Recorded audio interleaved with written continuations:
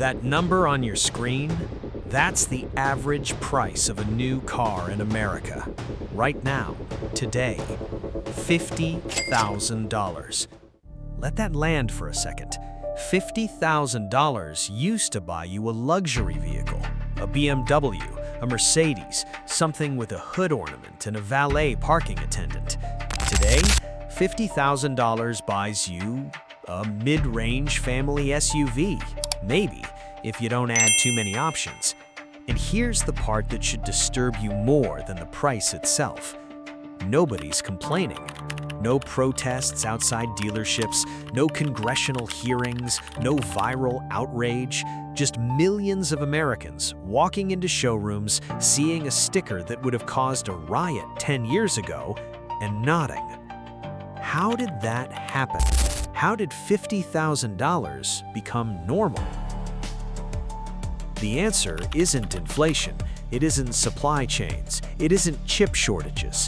The answer is that the automotive industry spent years, very deliberately, very systematically, rewiring how your brain calculates value. And it worked so well that most people don't even realize it happened. Today, I'm going to show you exactly how they did it, and once you see it, you cannot unsee it. In October 2025, the average transaction price for a new vehicle in the United States crossed $50,000 for the first time in history. That's not the sticker price, that's what people are actually paying. For context, in 2019, just 6 years ago, that number was $37,000. In 2015, it was $33,000. The average new car has gotten $13,000 more expensive in 10 years. Wages over the same period, up roughly 30%. Car prices, up over 50%. The math stopped working, but the sales didn't stop. Weapon number 1, the monthly payment trick. The first and most powerful weapon is something so obvious that most people completely miss it. Nobody talks about the price of a car anymore. They talk about the monthly payment. Think about how every car ad is structured. Not, this car costs $52,000, but from $649 a month. This is not an accident. This is a precisely engineered psychological shift. When you evaluate a purchase by its monthly cost instead of its total cost, your brain loses the ability to calculate what you're actually spending. $649 a month for 72 months is $46,728 before interest. With a standard auto loan rate in 2025, you're looking at paying $54,000 to $58,000 total for a car with a $48,000 sticker price. You paid more than the sticker price, and you felt good about the monthly number. The industry didn't just lengthen loan terms to make payments smaller. They restructured how the entire purchase is communicated, so the real number never has to appear in the conversation. Weapon number 2, the anchor removal. Here's a question.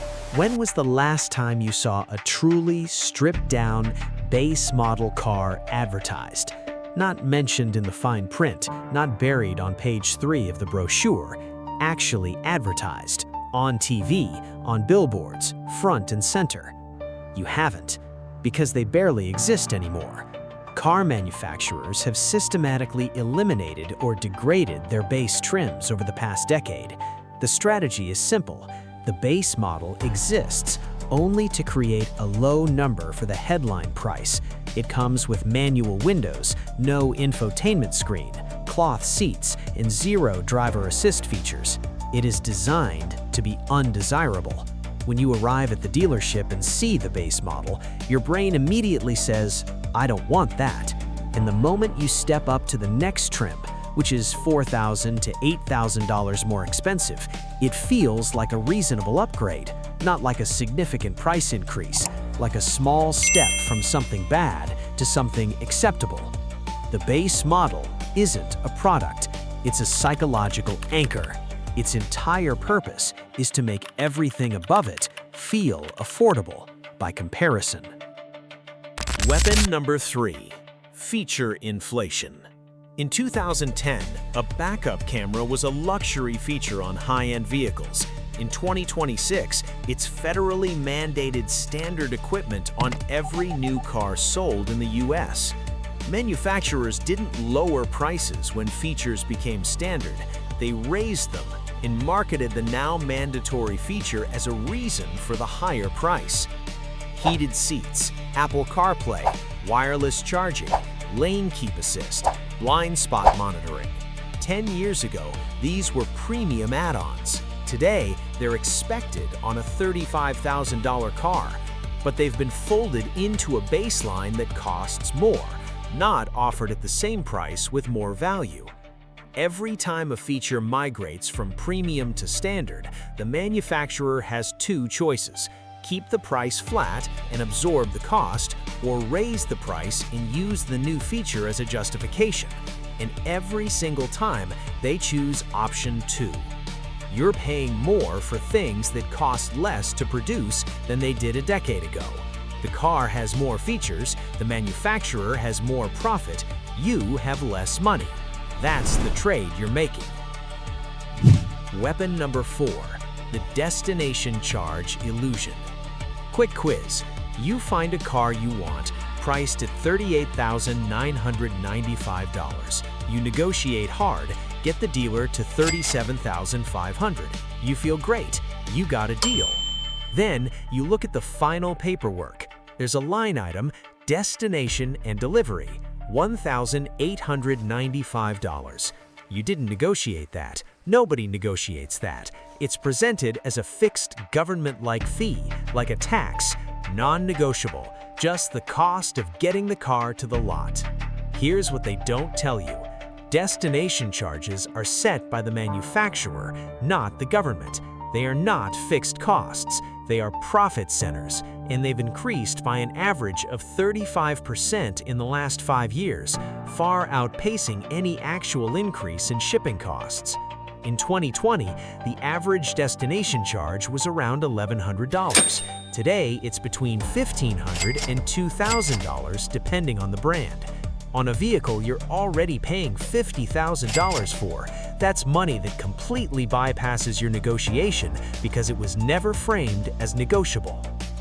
Weapon number 5. The comparison trap. When a Toyota RAV4 costs $32,000 and a Honda CR-V costs $33,500, neither price feels shocking. They're just similar, both reasonable, both normal. This is called price anchoring through competitive clustering. Every major manufacturer knows what every other manufacturer charges for comparable vehicles. They don't compete on price by going lower, they compete on price by making sure nobody goes significantly higher, which keeps the entire market moving upward together. When Ford raises the F-150 average transaction price by $3,000, GM has cover to raise the Silverado. When Toyota moves the Camry up, Honda moves the Accord. The consumer sees all cars cost about the same, which feels like fairness. It's actually coordination. You're not comparing a $50,000 car to what that money could do for you elsewhere.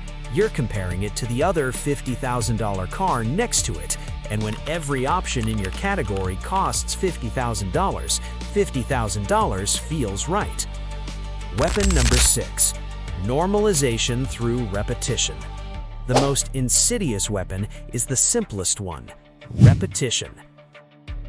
You've seen $50,000 cars advertised on TV for years.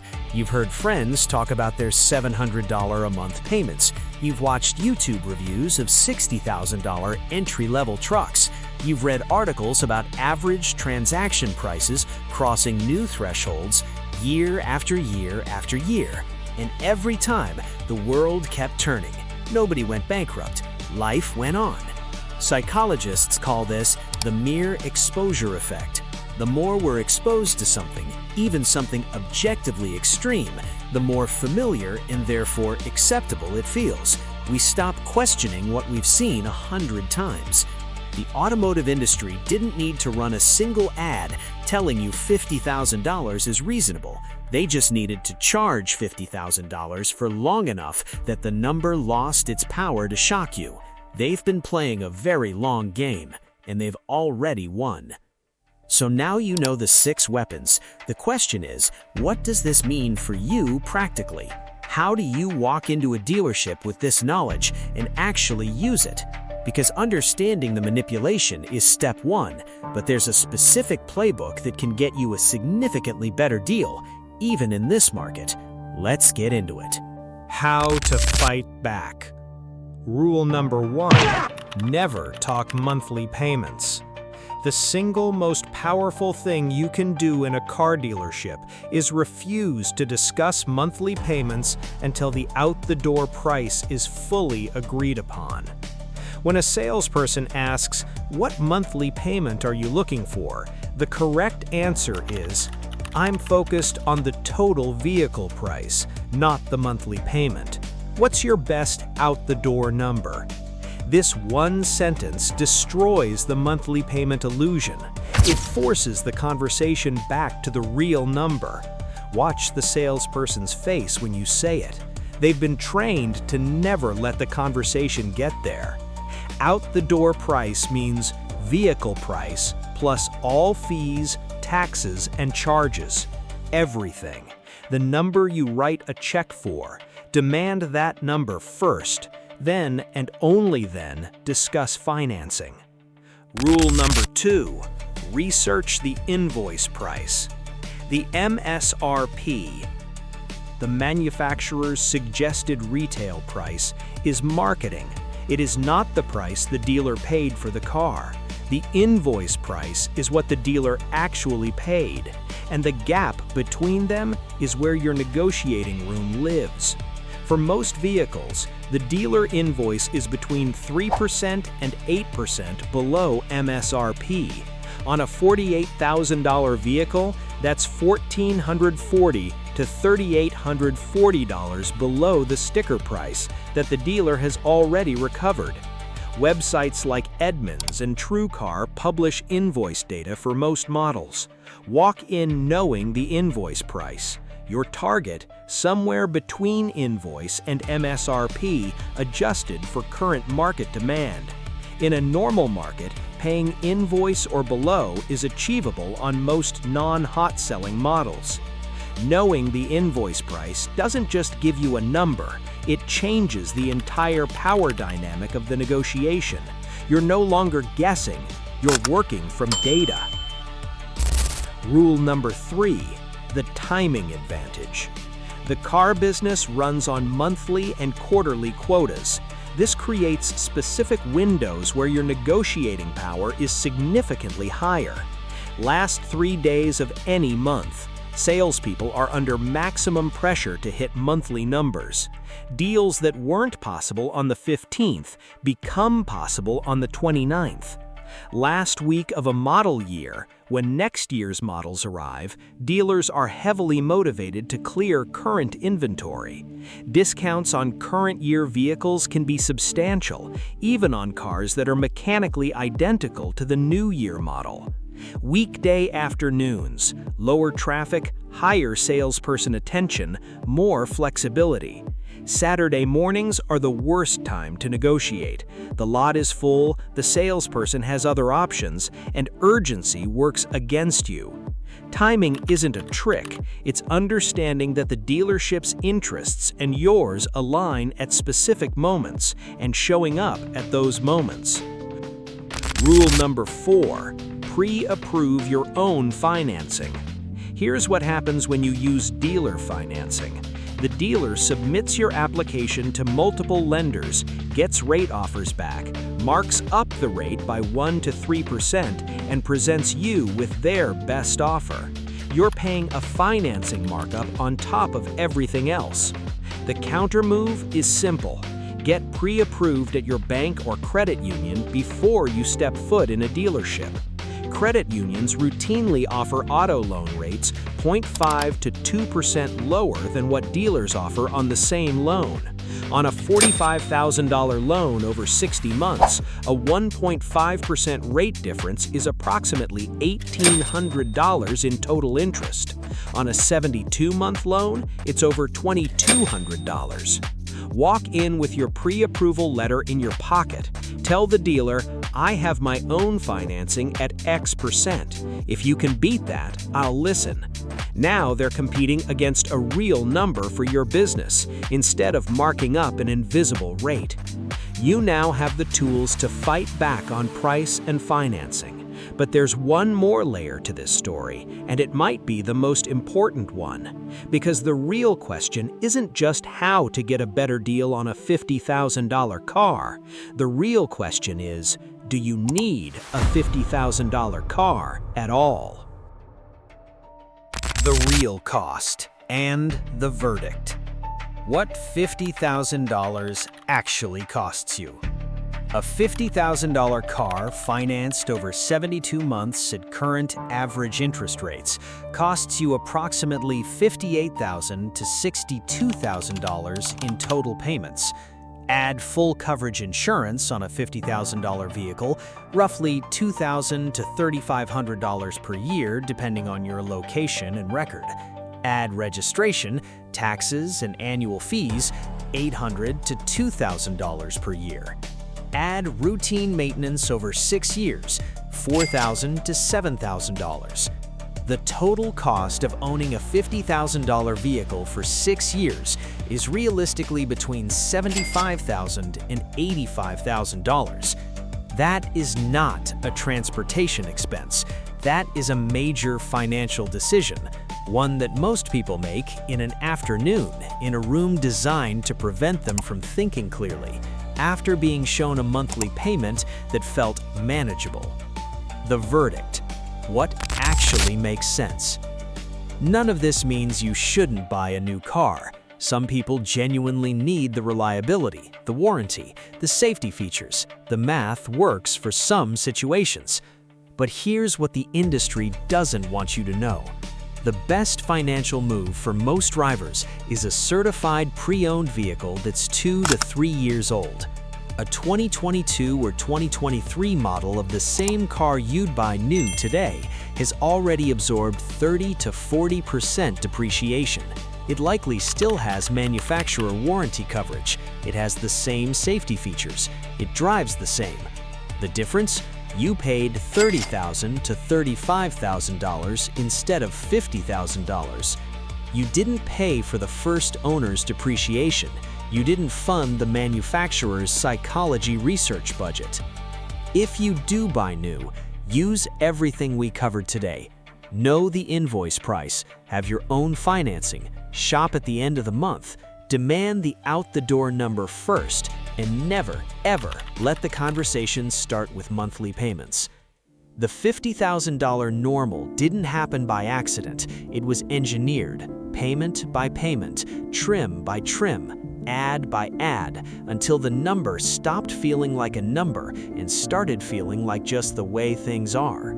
Now you know the 6 weapons they used. Now you know how to counter them. The question is whether you'll use that knowledge the next time you're sitting across a desk from someone whose entire job is to make sure you don't.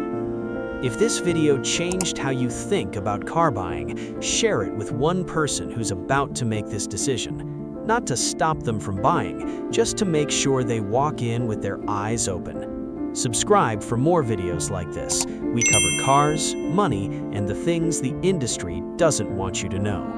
Stay sharp. See you in the next one.